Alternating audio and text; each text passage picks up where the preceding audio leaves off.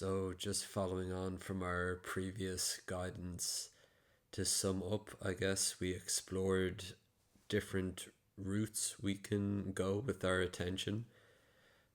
Instead of just going to the breath, we can go to other places in our experience. We can direct our attention to other places.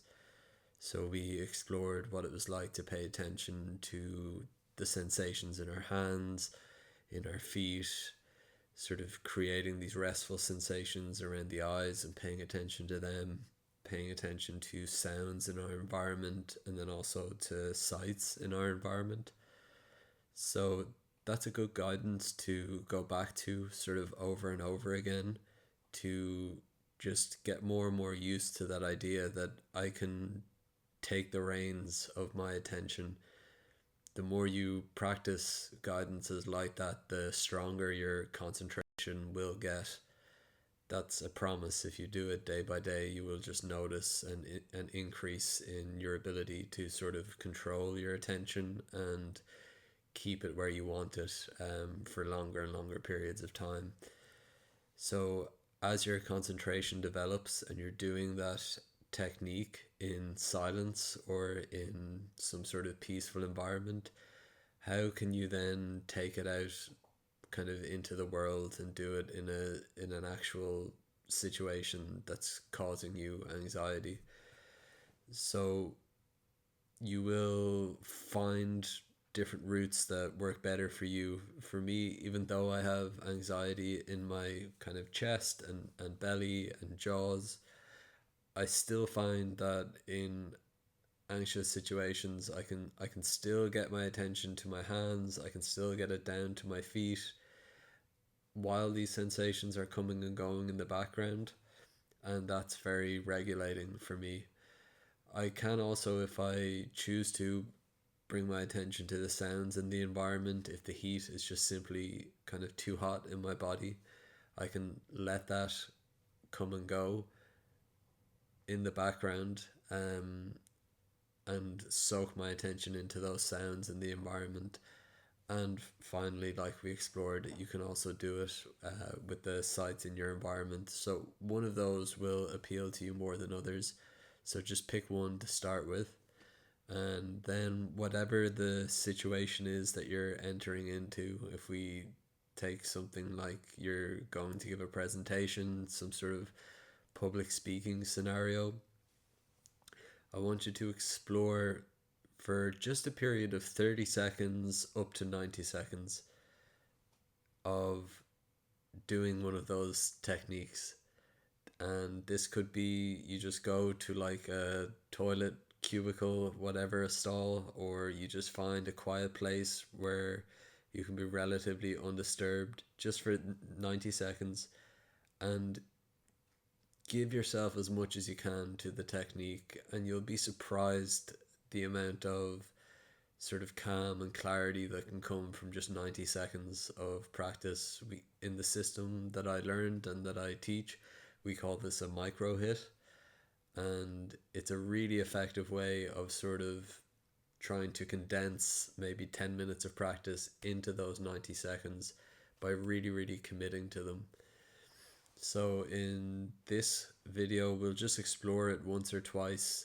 If you want, even now as we prepare to do around 60 seconds to 90 seconds of practice, just notice that you don't have to straighten up your spine too much. You can do it like sort of quickly if you like, but you don't have to run and find any sort of special posture. We're just going to dive into the technique, and what's really important is that you really commit to it just for these 90 seconds. You do your best to kind of let go of whatever worries are present, whatever anxieties are present, and just fully commit to the technique. So, without further ado, let's just dive right in. I'm going to close my eyes. You can too if you'd like.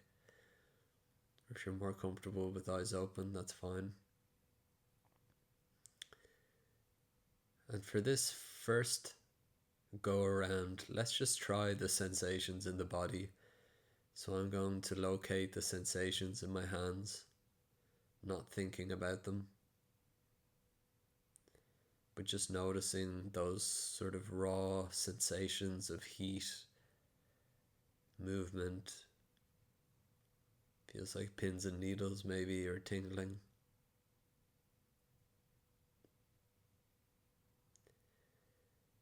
And even though I'm going to be moving about in the world shortly, going to a class and meeting people, entering into certain anxious situations for me, and all of the sort of thinking that comes up around that, the anticipation. I'm just going to do my best to drop all of that for these few seconds and notice these sensations in my hands.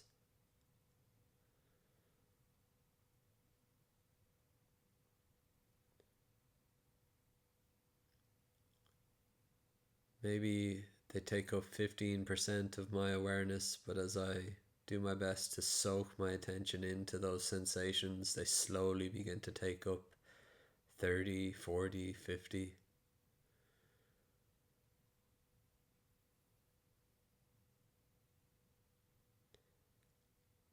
Just keeping track moment to moment. And then when you're ready, you can open your eyes if they were closed. Look around the room or the environment you're in. Bring that period of practice to a close. I didn't set a timer, but I don't think we went too much over 60 seconds there. And just see if that's made any difference to your experience. Do you feel a bit more grounded? Is there a little bit more distance between you and your thinking? It's okay if there's not initially. These rewards often come as a result of persistence. And just briefly, once more, before we bring this guidance to a close, I want to just explore again another little 60-second period of practice, just opening us up to the idea that practice can be this kind of fluid thing that we take with us and walk around the world with. It doesn't have to be just in that meditation center that we go to, or that quiet place in our room that we sit in. It's portable and it's practical, and we really can use it out in the world. So we're just coming up on 8 minutes here. Let's just start on a dime, right on 8 minutes. If your eyes were open, you can go ahead and close them.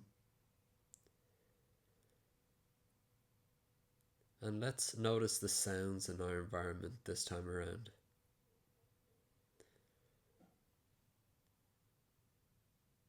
Again, not thinking about the sounds, but just noticing where do I actually notice the sound? Is it far away? Is it close to my ears?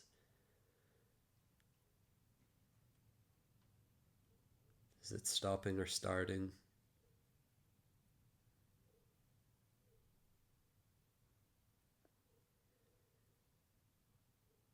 As my attention soaks into this part of my experience, do I notice more details?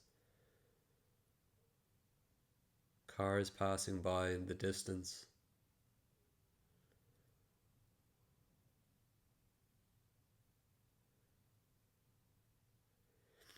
And if your eyes were closed, you can gently open them.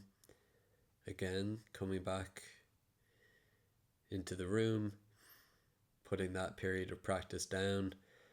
Now, for this sort of instructional video, I've just done two 60-second or so guidances.